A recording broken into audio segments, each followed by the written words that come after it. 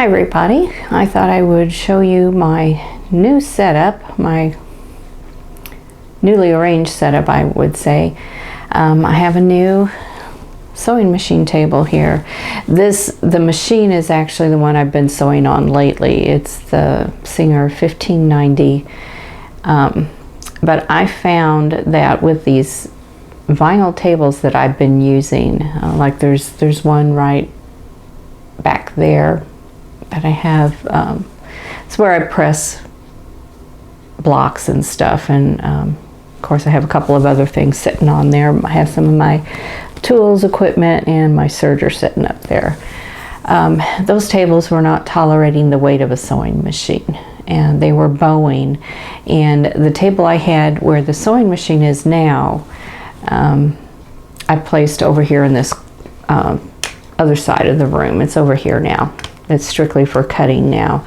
Now that table, when I had the Singer patchwork on it, it was starting to bow, so I switched it out. I had the darker gray one, and I switched it out with this one.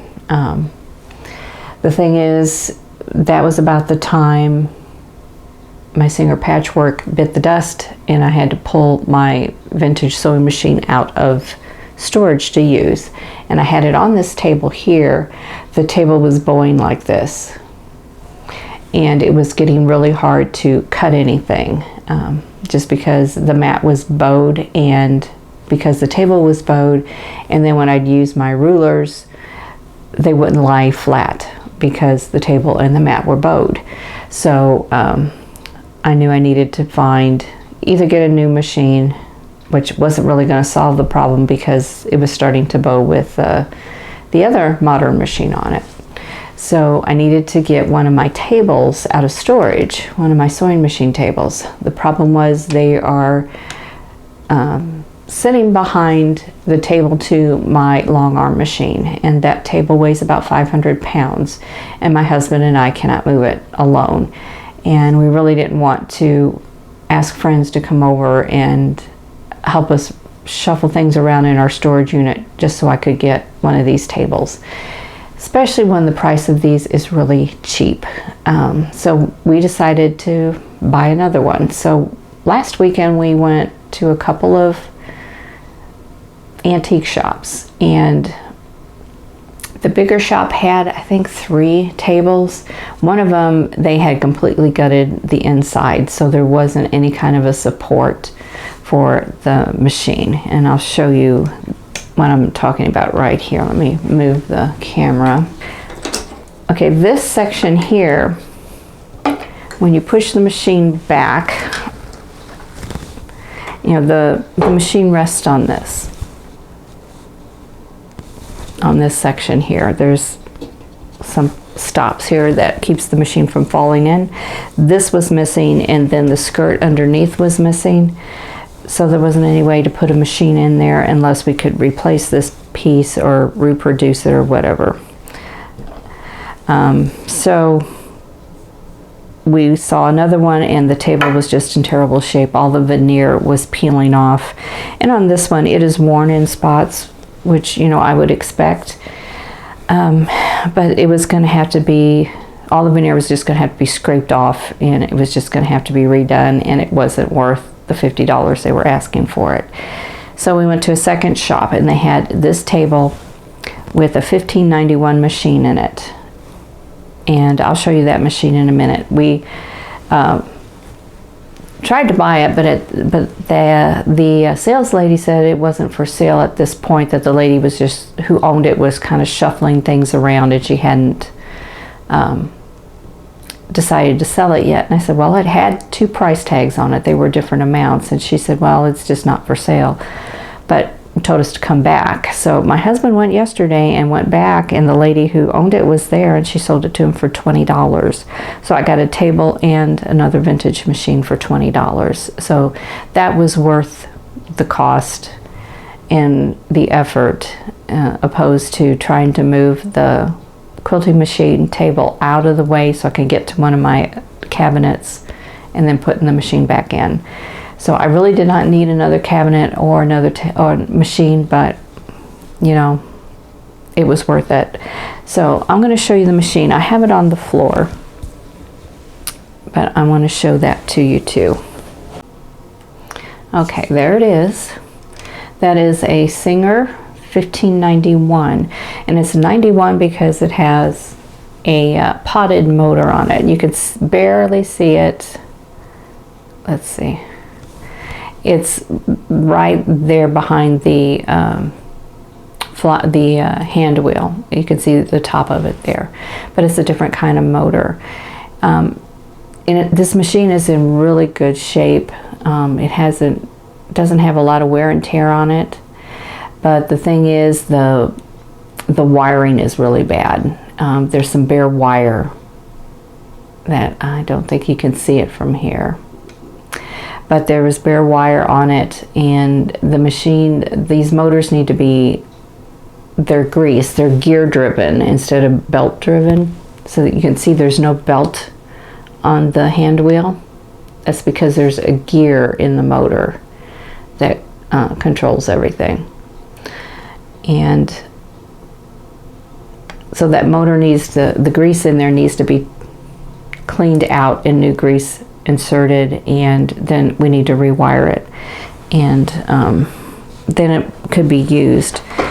But the insulation on the wiring is brittle, and it's peeled off of some of the wire, so there's bare wire, so that all has to be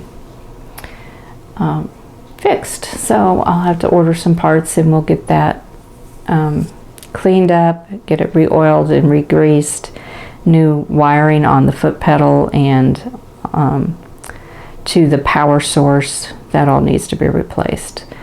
So we'll work on that sometime in the future. In the meantime, I'm just going to use the 1590, and it's been working fine. It's a little older. This one here is a 1957, whereas my 1591 is a 1947, so there's a 10-year difference between those two. So they look very much the same, other than the motor. That's the big difference between those. So anyway, I've got a new setup. I've got my cutting table is now a table all by itself, which should make cutting easier, because it was sharing a space with my sewing machine, because my sewing machine was on that table. And I got a little bit more room to move around. So I did do a little sewing this weekend. I did sew a couple of blocks, and it's working out well. So I'm doing good. I put my clothes rack where I've been putting my quilts is right next to my cutting table now. So it's about as far back as I can get. So there's that table, and it goes in the door into the hall is right there. So I'm pretty full. This room's pretty full. It's about as full as I can get it comfortably. Have one of my lights over there, and I have one here to my right where my computer is. So I got a nice space, and it solved the problem of the machine bouncing when I'm sewing. So this table has solved the problem of the bouncing that the vinyl tables were doing when I was sewing. If I pick up speed, the vibration of the motor would make the table bounce, and then I couldn't see well what I was doing because everything was moving. So now it no longer happens. Everything's stabilized now, so I'm doing pretty good. So I'm happy with this new setup, and anxious to get some more sewing done. I thought I'd show you a little bit of a comparison between the Singer 1591 and the Singer 1590. This picture here is a Singer 1591. This is the one that I just bought, and it was issued a serial number in 1957. So it's a newer machine than the 1590 that I've been sewing on. But when you compare this machine to the 1590, the the finish is in better shape. I don't know that the motor is in better shape, but the finish certainly is. And there's not as much wear and tear on it. But the front of it looks pretty much the same. Everything is about the same as far as the thread guides go, and as far as the thread stitch length and the bobbin winder. All of that is the same. But what you will notice is that this picture here is the 1590, and it has a belt on the hand wheel, whereas the 1591 does not. And that is because they have different motors. This 1590 has a standard Singer motor. Anyway, it is just a standard motor that you see on a lot of the vintage machines, whereas the 1591 has a potted motor, and that is a gear-driven motor, and it's encased in a case that looks like a pot. So here is the standard Singer motor. You can see this one here. It's 110 to 120 volts. It's a half amp motor. And then here is the potted motor that's on the 1591. So it's all encased. And when you take that apart, you can see the gears that are inside that machine. So here is the back side of the 1591. You can see that potted motor to the left, and you can see there isn't a belt on the hand wheel. And then here is the 91, where it has the electric motor, and you can see the belt on the hand wheel. So this is the 1590. This is the machine that I am sewing with right now, because this is one that we have refurbished a little bit. We just cleaned it up, re-oiled it, and replaced the wiring in it. So that one we know is safe, and it works really well.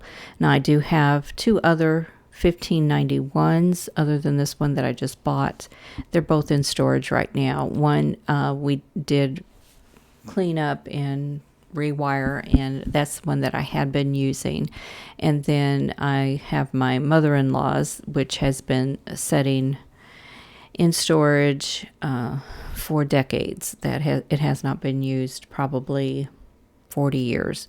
So that one needs a lot of work, and she bought it used, and she used it a lot of years, so it needs a lot of work, and probably could use a new paint finish and new decals put on it, but that is going to have to wait a while. We don't have time to do that one. So this refurbishing vintage machines is something that my husband likes to do with me. So we still have a couple that we need to work on, and anyway, it's just a little hobby that we do on the side. And that is the story, actually, of my new sewing machine cabinet. So I hope you enjoyed this video. Thanks for watching. For more quilting ideas, click on the video links. And to keep up with my latest projects, click on the subscribe button. I hope to see you again soon.